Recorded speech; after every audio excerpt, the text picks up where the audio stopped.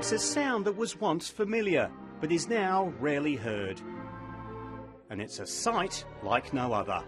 The mighty Wurlitzer.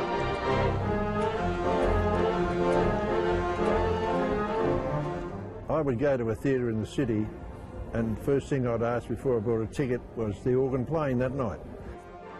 John McLennan and Julian Arnold fell in love with the theatre organ in its heyday, when it was a star attraction at many movie theatres. I remember it as a kid. You know, I'd go in there, you know, as a 14, 15-year-old, a matinee on a Saturday. The organ used to come up out of the pit and rotate. It was on a rotating lift, and the organist was, you know, reasonable. He wasn't a top drawer, but I used to think it was absolutely sensational. As first an accompaniment to silent movies, then as an interval entertainment, the theatre organ had the lot. You can make the music do whatever you want it to do with one of these instruments. This particular instrument arrived at Melbourne State Theatre from Chicago in February 1929. It was acclaimed as the greatest instrument of its kind in Australia. But by the 50s, it was rarely heard. And by the 60s... A private person had bought the organ out of the theatre, and it got bigger in the garage and bigger, and it just was beyond him. So he wanted to sell it. It eventually ended up at the Moorabbin Town Hall in Melbourne's southeast. And after an 18-month restoration project... It was late nights and it was weekends all day as well. Saturdays. Yeah, all day Saturdays, yes. Yeah. But these are an unknown quantity when you say we're going to put it in here. We don't know how it's going to sound until we set it up. We know how it sounded in the State Theatre in the city, but how it's going to sound here with these four walls, we're not sure. It sounded good then, and almost half a century later, it still does. The instrument represents, I think, the pinnacle of mechanical musical ingenuity, where one man can actually be a full conductor, like for argument's sake, if I wanted to play a nice big chord, or to nice little strings.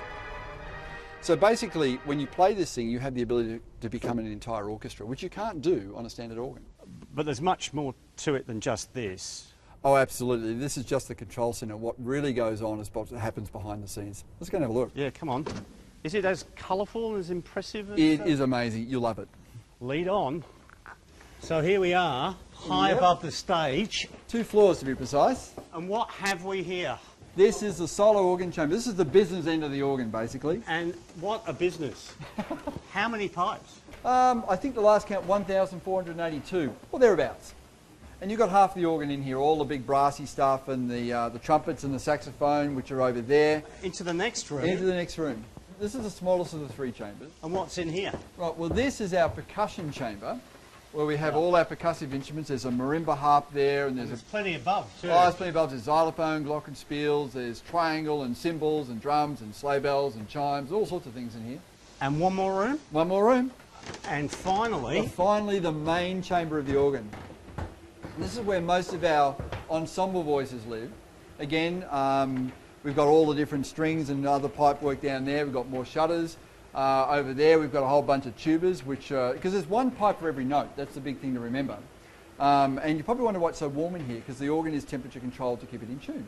And plenty of wiring as well? Plenty of wiring. I don't know how, I think about 200 or 300 kilometres of wiring if you joined it all end to end. And as the guy that tunes it, it takes 8 hours to tune the organ. I mean, this is industrial scale music. Yeah, it is huge. A lot of real estate involved with these instruments.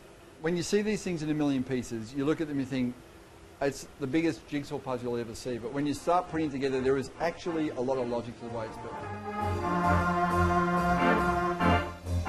But logic plays no part in the survival of what many might think is a relic of an age beyond bygone. 2 or 3 generations have never heard it. They don't know what it is. And this is what we're trying to do, is involve younger generation to hear what this is. You get a lot of bands that come in here, and they're all wanging and banging and clanging away, and if they hear the organ, they just stop dead and they, wow, what is this? And you take them upstairs and show them the pipes, and they are just gobsmacked. They're just, wow, never knew this thing existed. What a fabulous sound. Gobsmacked, ear smacked, eye smacked. The Wurlitzer simply staggers, and those in the know reckon it'll keep doing just that. I'm yet to find a limit for it, put it that way. What would you say to the teenager today about listening and perhaps even playing this thing? Come and play it.